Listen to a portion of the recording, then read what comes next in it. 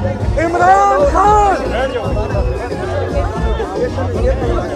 عمران خان عمران تیرے جان نثار عمران تیرے جان نثار عمران تیرے جان نثار عمران تیرے جان نثار عمران تیرے جان نثار دیکھو دیکھو کون آیا بسم اللہ الرحمن الرحیم صدر سیکرٹری ایاک نعبد و ایاک نستعین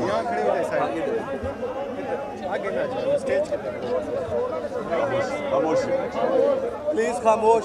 اللہ تیری عبادت کرتے ہیں، تیرے سے مدد مانگتے ہیں. میں آج سرگودا بار ایسوسی ایشن پریزیڈنٹ صاحب آپ کا شکریہ ادا کرتا ہوں. ممبرز جو پنجاب بار کونسل کے آج بیٹھے ہوئے ہیں 5، ان سب کو خوش آمدید بھی کہتا ہوں، آپ کا گیسٹ بھی ہوں، اور ادھر آنے کا بھی آپ کا خیر مقدم کرتا ہوں. اور میری جو انصاف لائرز فیڈریشن ہے ان سب کو بھی میں آج خوش آمدید کہتا ہوں. اچھا جی، اب تھوڑی خاموشی سے آپ نے میری بات سنی، آرام سے. دیکھیں، میں پہلے تو آپ کو جو اپنی 26 سال پہلے میں اب اس جد و جہد میں آیا تھا، جہاد میں، اس کا ایک مقصد تھا، اور وہ جو ایک بہت بڑا مسلمان ذہن ابن خلدون کہتا ہے، جس کو فادر آف ماڈرن ہسٹری سمجھا جاتا ہے. ساری دنیا میں مانا جاتا ہے کہ جو اس نے ماڈرن ہسٹری کی جو اس کی ابن خلدون کی جو فلسفہ تھا، وہ دنیا مانتی ہے کہ پہلا اتنا بڑا عظیم ہسٹوریوگرافر تھا. تو وہ کیا کہتا ہے؟ کہتا ہے میں نے جو قرآن کا مطالعہ کیا ہے تو میرا سارا جو نچوڑ ہے قرآن کے مطالعے کا وہ یہ ہے کہ اللہ نے انسان کو زمین پہ بھیجا یہ ایک چیز کے لیے ہے کہ میری زمین پہ انصاف قائم کرو. اب یہ آپ نے سمجھ جائیں، تھوڑی خاموشی کیجیے، آپ نے ذرا ایک بات میری سننی ہے غور سے. دیکھیں، اللہ نے جب انسان کو اشرف المخلوقات بنایا، سب سے عظیم مخلوق، تو اس نے یہ بھی کہا کہ جب انسان اوپر جاتا ہے، اس کی پرواز اوپر ہوتی ہے، تو فرشتوں سے بھی اوپر چلا جاتا ہے، لیکن جب وہ گرتا ہے تو جانوروں سے بھی نیچے چلا جاتا ہے. تو انسان کے معاشرے میں اور جانوروں کے معاشرے میں فرق کیا ہے؟ 2 فرق ہیں. انسان کے معاشرے میں انسانیت ہے، ہمارے میں فکر ہوتی ہے کمزور کی. اگر واقعی انسانیت کا نظام ہے جو نبی صلی اللہ علیہ وسلم نے دنیا کی پہلی فلاحی ریاست بنائی تھی مدینہ میں، جدھر اصل میں انسانیت کو آگے رکھا گیا. زکوٰۃ پہلی دفعہ کانسیپٹ لے کے آئے کہ عام آدمی پیسے والوں سے پیسہ لو اور عام آدمی کے اوپر خرچ کرو، جو غریب ہیں ان کو اوپر اٹھاؤ. یہ بڑا عظیم کانسیپٹ تھا فلاحی ریاست کا، جو آج مجھے افسوس سے کہنا پڑتا ہے کہ اسکینڈینیویا میں اگر آپ جائیں تو آپ کو صحیح معنی میں فلاحی ریاست نظر آتی ہے، لیکن شاید ہی کسی مسلمان ملک میں وہ فلاحی ریاست نظر آتی ہے جو نبی صلی اللہ علیہ وسلم نے کانسیپٹ دیا تھا مدینہ میں. اور دوسری جو جانوروں سے اور انسان میں فرق ہے، جانوروں کے نظام میں انصاف نہیں ہے، طاقت کی حکمرانی ہے. جو طاقتور ہے اس کے لیے ایک قانون ہے، اور جو بیچارہ کمزور ہے وہ چھپتا پھرتا ہے، کوئی اس کی حفاظت کرنے کو لیے نہیں۔ انسانی معاشرہ ہوتا ہے جدھر ایک کمزور کو تحفظ دیا جاتا ہے، اس کو قانون کہتے ہیں۔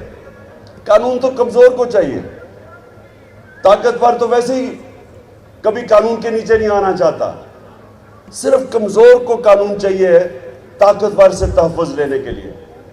سو یہ میں آپ کو صرف انیشل بتا رہا ہوں کہ میں نے جب 26 سال پہلے اپنی یہ سٹرگل شروع کی تھی تو یہ دو پرنسپل تھے، انصاف، انسانیت، اور تیسرا خودداری، کیونکہ لا الہ الا اللہ انسان کو آزاد کر دیتا ہے، کسی کا انسان کی اور ہر قسم کی غلامی سے آزاد کر دیتا ہے۔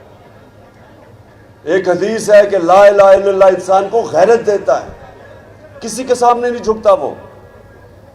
تو یہ تین پرنسپلز تھے۔ تو میں آج بات صرف انصاف کا کرنا چاہتا ہوں، اور میں آپ کے پاس اس لیے آیا ہوں کہ میں چاہتا ہوں کہ آپ اب میرے ساتھ مل کے اس ملک کی جو حقیقی آزادی کی جنگ ہے، آپ میرے ساتھ مل کے اس پہ شرکت کریں۔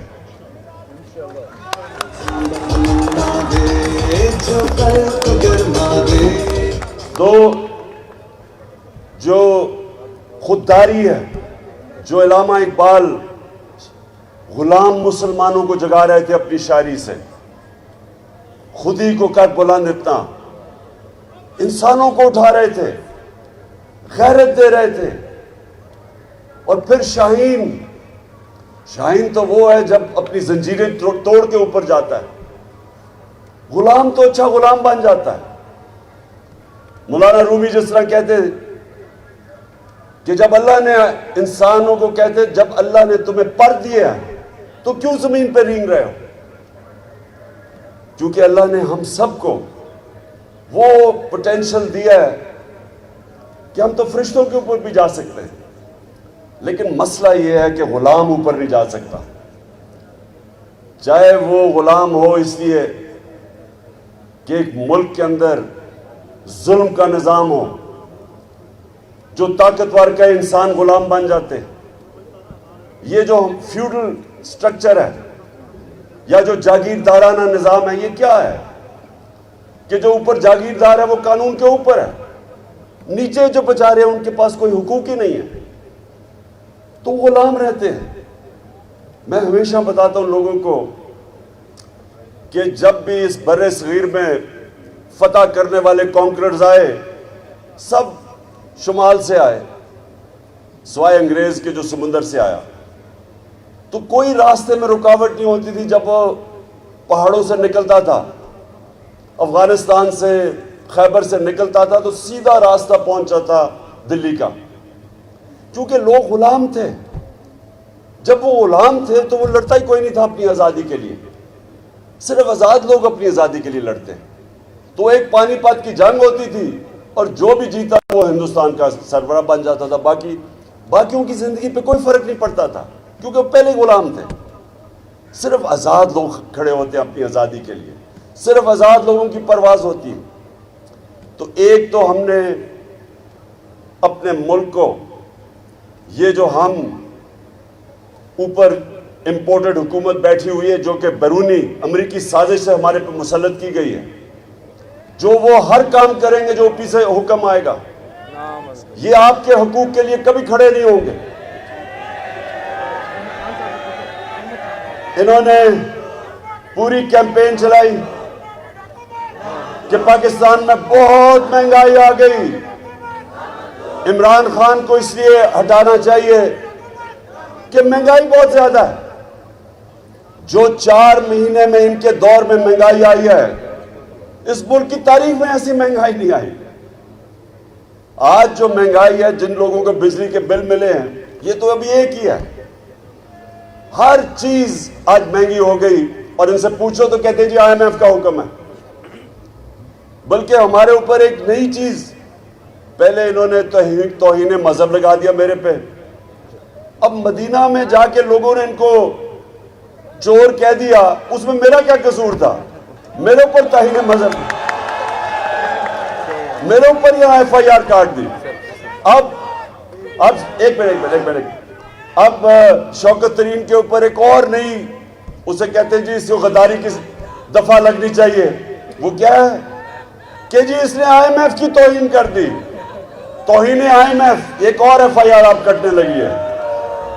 تو ایک منٹ ابھی نہیں، تو ایک منٹ تھوڑا سا ذرا جذبہ سنبھالے. میں ذرا کیونکہ آپ سے بڑی امپورٹنٹ باتیں کرنے آیا ہوں جی. تو سب سے پہلے یہ یاد رکھیں کہ ہماری جو حقیقی آزادی کی تحریک ہے اس پہ ہم نے ایک آزاد، خود مختار، غیرت مند قوم بننا ہے جو کبھی کسی کی سوائے اوپر والے کی کسی کی غلامی نہیں کرے گی.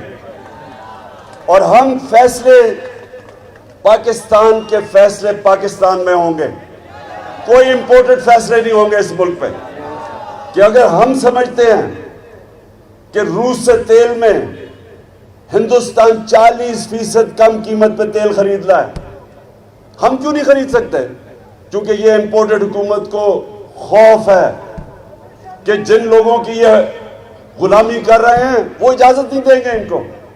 لوگ بچارے مہنگائی میں پس جائیں، یہ وہ کریں گے جو ان کے آقا ان کو حکم کرتے ہیں. اور ہم سنیں ذرا، اور ہم جس قوم نے 70-80 ہزار اپنے لوگوں کو قربان کیا امریکہ کی جنگ میں شرکت کر کے، اور آج اگر وہ امریکہ کہہ رہا ہے کہ بیسز دو پاکستان میں یا ہمارے اوپر سے ڈرون اٹیک کرے وہ افغانستان میں، ہم کیوں کسی کی جنگ میں شامل ہوں؟ کیا ہمیں سبق نہیں مل گیا؟ تو یہ دوسری چیز ہے کہ میں چاہتا ہوں کہ آگے سے میری قوم کبھی کسی کی جنگ میں شرکت نہ کرے، کسی کے لیے اپنے لوگوں کو ہم قربان نہ کرے. اور جو دوسری چیز جس کے لیے میں آپ سب کو تیار کرنے آیا ہوں، دیکھیں جو اس سے بھی بڑی جنگ ہے. حضرت علی کا قول ہے کہ کفر کا نظام تو چل جائے گا لیکن ناانصافی یعنی جو ظلم ہوتا ہے جدھر وہ نظام نہیں چل سکتا. ونسٹن چرچل، دوسری جنگ عظیم، ہٹلر کی فوجیں فرانس میں کھڑی ہیں، بمباری ہو رہی ہے برطانیہ کے لوگ گھبرائے ہوئے ہیں کہ ہم بچیں گے یا نہیں. تو وہ پرائم منسٹر ونسٹن چرچل سے پوچھتے ہیں کہ کیا ہم بچ جائیں گے؟ وہ جواب دیتا ہے کہ کیا ہماری عدالتیں انصاف دے رہی ہیں؟ جب انہوں نے کہا دے رہی ہیں تو اس نے کہا کوئی قوت ہمیں تباہ نہیں کر سکتی. جو آپ کی مجھے مدد کی ضرورت ہے، یہاں ہمیں انصاف کی جنگ لڑنی ہے، رول آف لا کی، قانون کی حکمرانی کی جنگ. یہ اس کے لیے آپ سب سے زیادہ ذمہ داری آپ کی ہے. پاکستان کی جو وکلا کمیونٹی ہے، آپ کے اوپر اللہ نے ذمہ داری ڈالی ہوئی ہے. ہماری جو آخرت میں امتحان ہوگا وہ اس چیز پہ ہوگا کہ اللہ نے جو بھی آپ کو نوازا تھا اور آپ کو اس نے قانون کا علم دیا ہے، آپ باقی لوگوں سے بہتر جانتے ہیں قانون کو، آپ عدالتوں میں پیش ہوتے ہیں. آپ سے بھی وہ پوچھے گا کہ جب پاکستان میں ظلم ہو رہا تھا، کمزور کے لیے ایک قانون، طاقتور کے لیے دوسرا قانون، کمزور چوری کرے جیل میں اور طاقتور چوری کر کے این آر او لے کے اور پرائم منسٹر بن جائے. یہ اس نظام کے متعلق حضرت علی نے کہا تھا کہ ایسا نظام نہیں چل سکتا. اور سارے دنیا کے اندر، میں ساری دنیا پھرا ہوں، صرف امیر اور غریب ملکوں میں فرق ایک ہے. غریب ملکوں میں یہ ظلم کا نظام ہے، ناانصافی کا نظام ہے، اور امیر ملکوں کے اندر انصاف ہے. جدھر رول آف لا ہے ادھر خوشحالی ہے، اور جدھر جنگل کا قانون ہے وہ غربت ہے.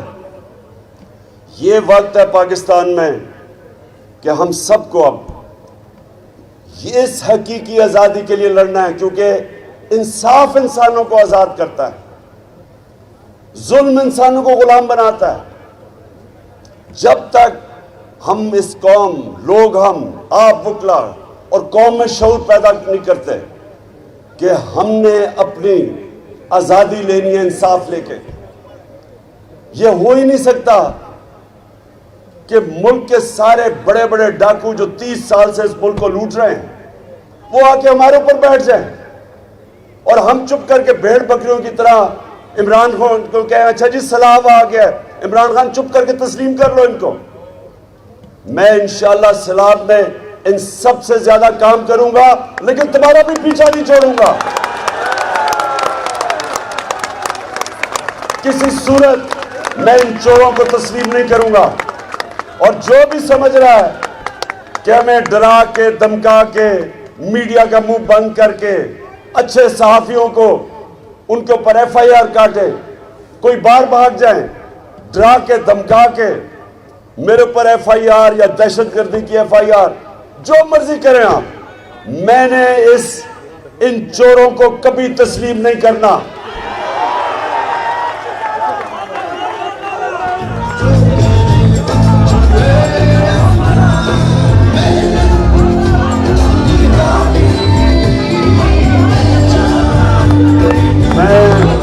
میں اپنے سارے پاکستان کے وکلا کو آج اس حقیقی آزادی کی تحریک میں دعوت دے رہا ہوں۔ آپ نے سب نے میرے ساتھ چلنا ہے، اور کسی صورت یہ جو قبضہ ہوا ہے، ملک کے اوپر قبضہ کیا ہوا ہے، اس مافیا نے قبضہ کیا ہوا ہے، اور یہ ان کی جڑیں ہر جگہ ہیں، اور پوری ان کی کوشش ہے کہ ہم کسی طرح خوف میں آ کے ان کو تسلیم کر لیں۔ میں بار بار لوگوں کو کہتا ہوں کہ لا الہ الا اللہ بت توڑ دیتا ہے،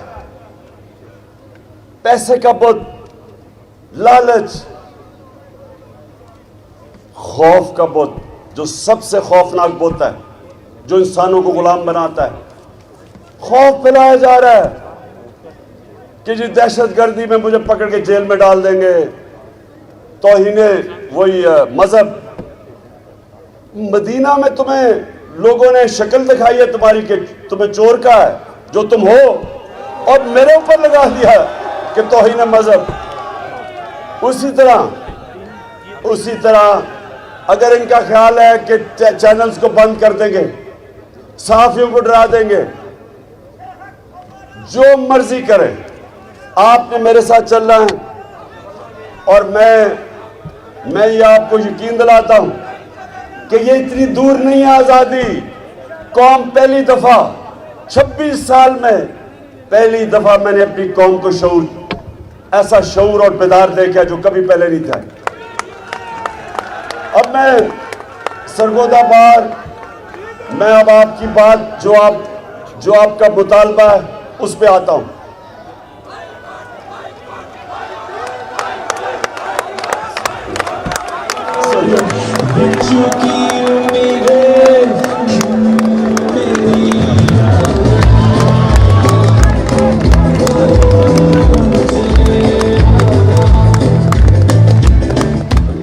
میں دیکھیں، سب سے پہلے تو میں آپ کو ایک بات کہنا چاہتا ہوں کہ پہلے میں اپنے ذاتی خیالات آپ کے سامنے پیش کروں گا، اور اس کے بعد میں حل بھی آپ کو بتاؤں گا کہ ہم نے کیسے یہاں کو سرگودا میں ایک ڈویژنل بینچ لینا ہے جو آپ سب کا ہے۔ دیکھیں، پہلے میں اپنا ذاتی ویو، میرا ذاتی ویو یہ ہے کہ پاکستان کے اندر جو ہر ڈویژن ہے اس کو صوبہ بننا چاہیے۔ وہ میں اس لیے کہہ رہا ہوں کہ دیکھیں، ایڈمنسٹریٹولی جتنا مینیجبل صوبہ ہوگا اتنا آپ بہتر لوگوں کی خدمت کر سکتے ہیں، آپ لوگوں کے مسئلے حل کر سکتے ہیں۔ یہی نہیں کہ صرف یہاں سے بکھر میاں والی سے اٹھ کے ایک عام آدمی کو جانا پڑتا ہے لاہور ہائی کورٹ. یہ صرف بات نہیں ہے, اور بھی مسئلے حل کرنے کے لیے اس کو لاہور جانا پڑتا ہے. میں یہ سمجھتا ہوں کہ آگے ہمیں یہ سوچنا چاہیے, اس کے اوپر ڈیبیٹ ہونی چاہیے کہ ہم اگر زیادہ صوبے بنا دیں, ڈویژنز کو بنا دیں, اس کے اوپر ڈیبیٹ کریں. ہوگا یہ مقصد صرف ایک ہے کہ عام آدمی کی زندگی آسان ہو. ہماری کوشش ہونی چاہیے کہ جو طبقہ مشکل زندگی گزارتا ہے اس کی ہم آسانی کیسے پیدا کر سکتے ہیں. میرا خیال کہ اگر یونٹ زیادہ بن جائیں, ان کے مسئلے وہاں حل ہو جائیں, لوکل گورنمنٹ سسٹم اچھا بن جائے, تو پہلی تو یہ چیز. اور دوسرا یہ بھی کہ انصاف, جس طرح میں نے شروع میں بات کی, سب سے امپورٹنٹ چیز ہے معاشرے میں انصاف ہوتا. انصاف کے لیے بالکل لوگوں کو میلوں دور نہیں جانا پڑتا. اتنی سفر عام آدمی بالکل بات ٹھیک کہتے ہیں, وہ جا کے کہاں ٹھہرے گا, اس کو پیسے خرچ کرنے پڑتے ہیں, کرایہ دینا پڑتا ہے, وہاں رہنا پڑتا ہے. اور میں آپ کو یہ بھی بتاؤں کہ ساری دنیا کے اندر جب آبادی بڑھتی گئی تو صوبے بھی بڑھتے گئے. کیوں بڑھتے گئے؟ کیونکہ وہاں سب نے کہا کہ لوگوں کو ہم کیسے انصاف دے سکتے ہیں. آپ یہ سوچیں کہ پاکستان کی آبادی 40 کروڑ تھی. جب پاکستان بنا ہے تو اس کی آبادی 40 کروڑ تھی. آج 22 کروڑ ہے. 40 لاکھ نہیں 40 کروڑ, ہاں سوری 40 لاکھ. پاکستان کی آبادی 40 ملین تھی اور آج پہنچ گئی ہے 220 ملین. سو جب اتنی تیزی سے بڑھی آبادی تو ان کو ہم نے سروس بھی ویسے کرنا ہے. 40 ملین سے 220 ملین, اس کا مطلب کہ ان کے لیے آپ نے اور سہولتیں پیدا کرنی ہیں, تاکہ ایڈمنسٹریشن کا تو مقصد ہی ایک ہوتا ہے کہ لوگوں کے مسئلے حل کریں. تو اس لیے اس کے لیے ڈیبیٹ کی ضرورت ہے. آپ کا جو بینچ ہے, میں ذاتی طور پہ سمجھتا ہوں کہ ضرور بننا چاہیے. میری صرف ایک ریکویسٹ ہوگی کہ اس کے اور بھی بار, مجھے پتہ لاہور بار کے اندر بڑا وہ شور مچائیں گے, بہتر یہ ہے کہ ہم بیٹھ کے, اور میں بیچ میں پڑھتا ہوں, ہم بیٹھ کے ان کو کنونس کریں کہ یہ لوگوں کی بہتری ہے اس میں. اور میں آپ کے ساتھ مل کے ان کو کہوں گا کہ یہاں لوگوں کی زندگی آسان کرنے کے لیے اور انصاف دینے کے لیے یہاں ضرور, بلکہ ہر ڈویژن میں بینچ بننا چاہیے. اچھا, اب آخر میں آپ نے میرے سے وعدہ کرنا ہے کہ آپ نے سب نے میرے ساتھ پاکستان کی حقیقی آزادی کی تحریک میں شامل ہونا ہے. پاکستان زندہ باد.